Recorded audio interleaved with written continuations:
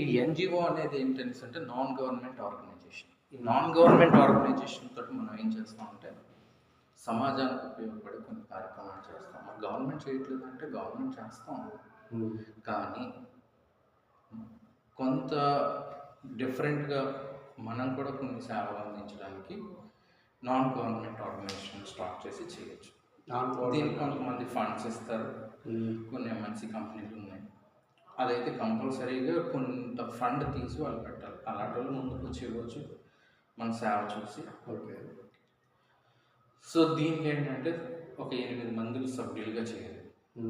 ఇంకా మెంబర్స్ కొన్ని వేల మంది అవ్వచ్చు. ఫర్ ఎగ్జాంపుల్ లయన్స్ క్లబ్ ఉంది, అది కూడా ఒక ఎన్‌జీఓ ఆర్గనైజేషన్.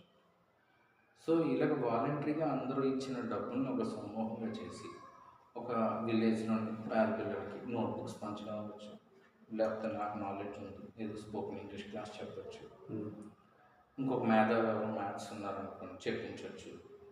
వాళ్ళకి మరీ విచ్చలవిడిగా బయట ఫీజులుగా కాకుండా వాళ్ళు వచ్చిపోయినందుకైనా గౌరవ వేతనాలు ఇస్తూ ఇలాంటి కార్యక్రమాలన్నీ కూడా మనం చేయవచ్చు. అదొకటి. ఇంకా ఈ సమ్మర్ వచ్చింది, మజ్జిగ పంచవచ్చు, వాటర్ బాటిల్స్ పంచవచ్చు, మినరల్ వాటర్ పెట్టచ్చు, ఏదో చేయొచ్చు. అలాంటి సంస్థలు మరి డబ్బులు ఎక్కడ ఎలా వస్తాయి? సంస్థకు ఫండ్స్ వస్తాయి. ఫర్ ఎగ్జాంపుల్ మనందరం కూడా నెలకు ఒక 1000 రూపాయలు, నెలకు 100 రూపాయలు వేసుకున్నాం. మనం ఒక 1000 మంది తయారయ్యాం అవుతాం. ప్రతి మనిషి 100 రూపాయలు చొప్పున ఇచ్చారనుకోండి, 10 లక్షల రూపాయలు వచ్చి ఖర్చు పెడతాం. అంటే నేను ఒక్కడిని 100 రూపాయలు ఖర్చు పెట్టడం లేదు, ఒక 1000 మంది కలిసి 100 రూపాయలు పోగేసి కరెక్ట్గా ఒక విలేజ్లోని ఒక డెవలప్మెంట్ చేయడం. అది కనిపిస్తుంది అన్నమాట. అంటే ఇంట్లోనే చిన్న ఒక తులసి మొక్క వేసుకొని దండం పెట్టుకోవడం వేరు, కానీ ఒక పెద్ద మర్రి వృక్షాన్ని తయారు చేసి దాని నీడలో కొన్ని వందల మంది నీడ తెచ్చుకోవడం, ఒక నీడ అంటే ఒక అభివృద్ధి కనిపిస్తుంది పెద్ద అమౌంట్. ఇలాంటి చేయాలని చెప్పి ఒక ఆలోచనతో ముందుకు వచ్చింది. దీనికి ఏంటంటే ఒక మేడం గారిని అడిగాను, ఇక్కడ కుల మతాలకు అతీతంగా క్రిస్టియన్ అవ్వచ్చు, ముస్లిం అవ్వచ్చు, హిందూ అవ్వచ్చు, సేవ చేయాలని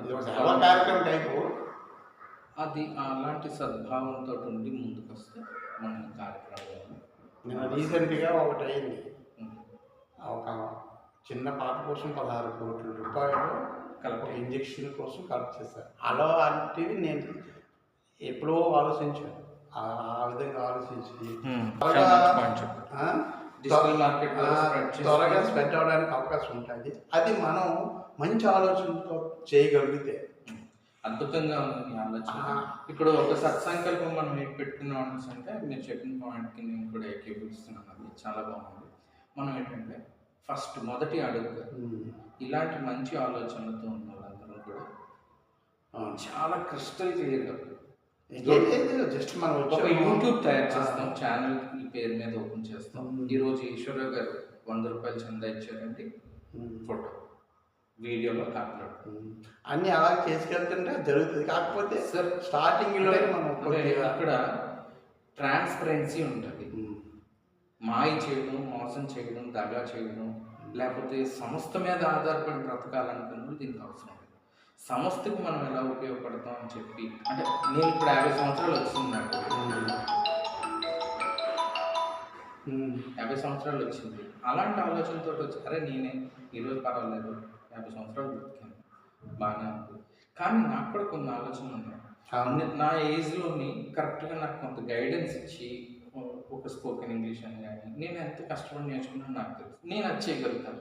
మీరున్నారు ప్రింటింగ్లో ఏదో మార్కెటింగ్ టెక్నిక్స్ చెప్పగలుగుతారు, లేదు అది ఏమీ చేయలేరు, మీరు ఒక క్యాషియర్గా కూర్చున్నారు, మంచి పని చేస్తున్నారంటే నెలకు ఒకసారి ఫండ్ రిలీజ్ చేయడానికి సంతకం పెట్టగలుగుతారు. మనం చేస్తుంది మంచి పని కాదా, యూట్యూబ్లో మనం అప్లోడ్ అయిపోతుంది, ట్రాన్స్పరెన్సీ ఉంటుంది. ఇన్నల్లా కాదు, ఇప్పుడు ప్రతిదీ పబ్లిక్ తెలుస్తుంది. ఎంత డబ్బులు వచ్చాయి, దేనికి ఖర్చు పెడుతున్నాం, దీనికి ఖర్చు పెట్టడానికి ఎంతమంది మన సభ్యులు ఆమోదం ఇచ్చారు. సరైన వాళ్ళు అంటే ఫస్ట్ 8 మంది సరైన వాళ్ళు ఉంటే మిగతా పని జరుగుతుంది. ప్రతి దానికి ఇక్కడ నుంచి ఏంటంటే ఎనమల్ లేయర్ అనేది ఒక ఎనమండుగురు పిల్లర్స్ లాగా తయారవుంది. ఆ తర్వాత స్లాబ్ అనేది కమిటీ బిల్డింగ్ సార్ ఈ అపార్ట్మెంట్ లో కనీసం 1000 మంది ఉంటారు సార్. 370 మంది 370 మంది నిలబడ్డారు ఇందులో. 370 మంది కుటుంబాలు కనీసం 3000 మంది ఉంటారు. 1400 మంది 1000 మంది. ఈ బిల్డింగ్ కి ఎన్ని పిల్లర్స్ ఉన్నాయి సార్? చూసుకుంటే ఒక 50 పిల్లర్స్ ఎన్నో ఉంటాయి, కానీ 350 మంది, సుమారు 1000 మంది 2000 మంది ప్రాసెస్ అనేది కొద్దిగా అంటే ఉంటుంది. అలాగా సంస్థ పెట్టాలనుకున్నాం, ఎన్జిఓ స్టార్ట్ చేయాలనుకున్నాం, బాగానే ఉంది, ఆశయాలు బాగున్నాయి. నేను ఒక 4 ఆలోచనలు చెప్పాను. నాకు ఏదైనా జ్ఞానంలో నేను స్పోకెన్ ఇంగ్లీష్ స్ప్రెడ్ చేయాలనుకుంటున్నాను, కానీ సంస్థ సపోర్ట్ కావాలి. నేను ఇంగ్లీష్ చెప్తాననేసి అంటే కొంతమంది ఫండ్స్ ఇవ్వడానికి రెడీ. ఆ మెటీరియల్ కొనుక్కోవడానికి కూడా పిల్లలకి డబ్బులు లేవు కొన్ని విలేజ్ల్లో. అలాగని చెప్పి అలాంటి ఫ్యాకల్టీని తీసుకెళ్ళి చెప్పించడానికి అక్కడ ఫెసిలిటీస్ లేవు. ఇప్పుడు నా ఉద్దేశం ఏంటంటే ఎవరికైనా ఆ యొక్క అవసరమైనటువంటి పరిస్థితులు ఉన్న వాళ్ళు మనం చేయగలిగితే సర్వీస్ అంటారు. దాన్ని మనం ఎంచుకోవడానికి అది ఏంటంటే ఇప్పుడు మనం ఇలాగ అందరికీ ఇలా చెప్పి మీకు స్కూల్లో బుక్స్ లేకపోతే మేము ఇస్తాం అనే కాకుండా ఎవరికి రిక్వైర్మెంట్ ఉంటుందో వాళ్ళు మన దగ్గరికి వచ్చేటట్టు మనం ప్లాన్ చేసుకోవాలి. అప్పుడు మనం సక్సెస్ అవుతుంది. సో మనం వెళ్ళిస్తే వాళ్ళకి ఎలా ఇప్పుడు నవ్వండేసి ఎలా ఉన్నారంటే మీరు ఇస్తే మీరు ఇచ్చుకునేటట్టున్నావా అనే ఆలోచన ఉన్నారు కదా. ఫైన్, మీరు అనేదానికి కూడా నేను ఏకీభవిస్తున్నాను. మీరు ఇప్పుడు ఏంటనేసి అంటే నేనేమనుకున్నాను అనేసి అంటే సంస్థ ఎదగాలి, సంస్థలో మెంబర్స్ కావాలి అనేసి అంటే ఫర్ ఎగ్జాంపుల్ మన అందరం 100 రూపాయలు వేసుకుంటే ఒక 1000 మంది కూడా అనుకుంటున్నాను, 10,000 రూపాయలు ఎవ్రీ మంత్ వస్తుంది. 10,000 రూపాయలు వస్తుంది. 100 మంది అయితే 100 మంది వేసారు 10,000 రూపాయలు వచ్చేస్తుంది. 1000 మంది వేసారు 1,00,000 రూపాయలు వస్తుంది. ఒక నెలకి మీరు 1,00,000 రూపాయలు ఏమి కాకుండా ఖర్చు పెట్టవచ్చు ఒక మంచి పని మీద. ఈ 1,00,000 రూపాయలు రావడానికి ఎలాగా ఏంటి అనేది నాకు ఒక ఆలోచన. నేను ఫర్ ఎగ్జాంపుల్ రేపు కళాభారతిలోని ఒక ప్రోగ్రామ్ చేశాను. నేను ఒక టైటిల్ పెట్టుకున్నాను, ఇన్స్పైర్ అని చెప్పి ఒక ప్రోగ్రామ్ చేస్తాను. ఇందులో ఏంటి అనేసి అంటే కొంతమంది వాలంటరీగా మన మౌన్ సార్ లాంటి వాళ్ళు, ఇంకా ఆయన ఫ్రెండ్స్ కొంతమంది ఉన్నారు, ఆయన స్టూడెంట్స్ కొంతమంది ఐఏఎస్లో చేస్తున్నారు. వాళ్ళని రిక్వెస్ట్ చేస్తున్నాం. ఫర్ ఎగ్జాంపుల్ వైజాగ్లో ఫలానా దగ్గర కండక్ట్ చేస్తున్నాం అంటే మీరు 10 నిమిషాలు వచ్చి పిల్లలకు మోటివేషన్ వస్తారు. పిల్లలు వచ్చిన తర్వాత మీరు మా దగ్గరికి ఈ ప్రోగ్రామ్కి అటెండ్ అయితే మీకు బెనిఫిట్ ఏంటి? ఫస్ట్ మోటివేషన్ క్లాస్ అయిపోతుంది, కాస్త కమ్యూనికేటివ్ ఇంగ్లీష్ గురించి ఏదో టాపిక్స్ చెప్తాం, అలాగే ఫోనెటిక్స్ చెప్పిన మాస్టర్ అన్నారు ఆయన చెప్తారు, అలాగే ఇంటర్వ్యూ స్కిల్స్ చెప్తారు. ఈ ప్రోగ్రాంలో ఉదయం సాయంత్రం దాకా జరిగేవి ఏంటంటే అంటే ఇంటర్వ్యూ స్కిల్స్. మీరు మా దగ్గరికి వచ్చిన తర్వాత మీకు జాబ్ ఆపర్చునిటీస్ చూపిస్తాం. తర్వాత మీరు ఓన్గా బిజినెస్ చేసుకుంటాననేసి అంటే బిజినెస్ చెప్పడానికి ఐబిఎం నుంచి ఉన్న స్టూడెంట్స్ ఆల్రెడీ కొన్ని ఇంటిలో సంస్థల్లో పనిచేస్తున్న వాళ్ళు వాలంటరీగా వచ్చి వాళ్ళు కౌన్సిలింగ్ ఇచ్చి బిజినెస్ ఎలా మొదలు పెట్టుకోవాలో కూడా చెప్తారు. ఇవన్నీ ఎవరికి చెప్తారంటే 100 రూపాయల మెంబర్షిప్ మనకు కట్టిన చెప్తారు. ఇన్ని ఫెసిలిటీస్ మనం ఇచ్చేటప్పుడు వాడు 100 రూపాయలు కట్టి మన దగ్గర మెంబర్షిప్ ఎందుకు తీసుకుంటారు. తీసుకున్నది బెనిఫిట్ ఏంటి అనేసి అంటే లైఫ్ స్కిల్స్ అని వస్తాయి. నువ్వు బిజినెస్ చేస్తావు, చెయ్యి. ఏం బిజినెస్ చేస్తావు, చెయ్యి. మన దగ్గర 1,00,000 రూపాయలు ఉంటుంది, వాడికి బిజినెస్ పెట్టుకోవడానికి డబ్బులు లేవు, టాలెంట్ అయితే ఉంది, చేస్తాను సార్ అంటే మనమేం చేపిస్తాం, మనమే నిలబెట్టాక నువ్వు ఆ లోన్ క్లియర్ చేసేవాడు. ఇన్ని ఆలోచనలు ఉన్నాయి. వీటిని అన్నింటిలో ప్రణాళిక చేసుకొని క్రమబద్ధం చేయడానికి ముందు ఒక 8 మంది కావాలి. ఆ 8 మందిలో క్యాషియర్ అనుకున్నాను, ఆయన వైస్ ప్రెసిడెంట్ అనుకున్నాను.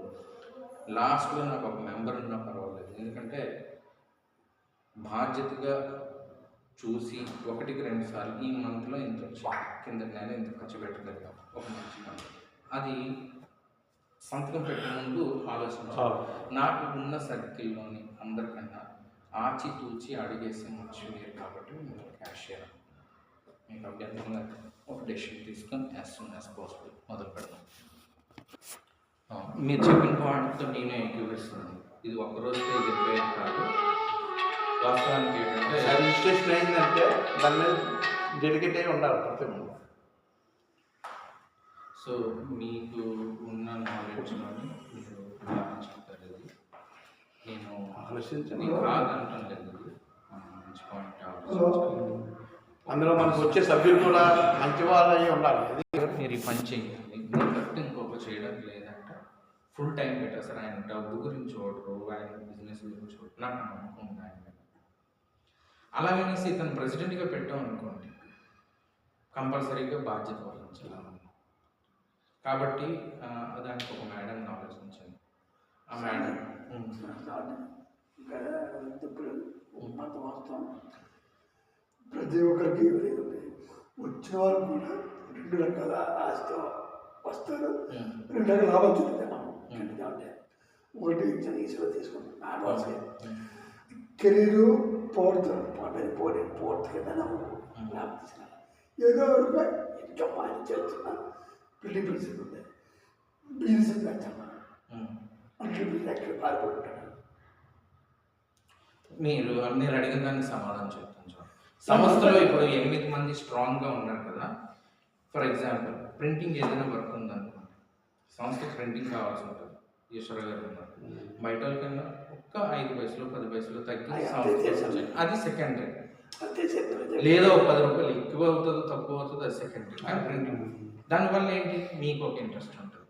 అలాగే నారాయణ గారిది ఒక బిజినెస్, ఏదో ఒక పాయింట్ ఉంటుంది, లేదా ఆయన ఏదో ఒక ఐటమ్, ఇది జరుగుతుంది. 1000 మంది కస్టమర్స్ రెడీగా ఉంటారు, మీకు 10,000 కస్టమర్స్ ఉంటారు, రేపు పొద్దున్న 1,00,000 మెంబర్స్ అయిపోతారు. వీళ్ళందరికీ కూడా మనం డిజిటల్లో ప్రమోట్ చేస్తాం. మన ప్రెసిడెంట్ గారు, లేకపోతే మన క్యాషియర్ గారు పలానా ప్రోడక్ట్ తయారు చేస్తారండి, పలానా సర్వీస్, ఆటోమేటిక్గా ఇన్కమ్ జనరేట్ అవుతుంది. అది సెకండరీ. ఫస్ట్ అది కాదు మనం మాట్లాడాల్సిన విషయం. సంపూర్ణంగా చెప్తున్నాను నేను, మనకి ఓపెన్ మైండ్ తోటి నెలలోని ఒక 2 రోజులు టైం కేటాయించుకున్నాం సేవ గురించి అన్న భావంతో ముందుకు వచ్చిన ఉంటే ముందే మనం సెలెక్ట్ చేసుకొని అప్పుడు ప్లాన్ చేస్తే ఖచ్చితంగా అలా చేద్దాం. Thank you.